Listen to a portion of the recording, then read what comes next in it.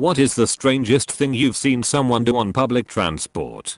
I once saw an elderly guy pushing an old man in a wheelchair in the underground. The man in the wheelchair wore sunglasses, not a sunny day, and had staring eyes behind them. He also had his feet crossed in a way no old man would have. His hands were really pale and folded on his lap. I could not see him breathing. But the strangest thing was that the elderly man was holding the old man's head the whole time. Not gently, but really holding it with his two hands, as if it would fall off. I still don't know if he was dead, a puppet, or really sick, but it was somehow really scary.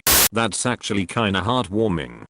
A guy kept yelling no every time the bus stopped at a bus stop. He yelled yes when the bus stopped at his stop. A woman on the London tube brought 3 live ducks in harnesses onto the carriage. They were just stood there chilling and quacking away. Dude across from me takes everything out of his backpack while kind of muttering to himself. I figure he's looking for something. He then proceeds to put the backpack on his head. Guess he needed to take a closer look.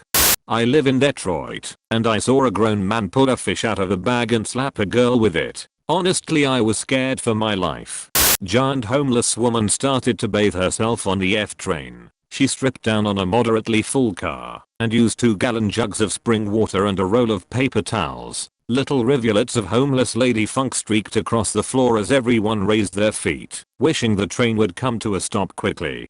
2 guys get on the same train carriage as me. I'm sitting behind them. It's mid-morning and the train is quite full on this Western Sydney line. Nonchalantly they pull out a kit consisting of syringes and spoon and cook up right there and then. They have their hit and then proceed to each spark up a smoke and not even acknowledge the other passengers. Someone must have called the police because a couple of stops later the cops met the train and come and pulled the guys off.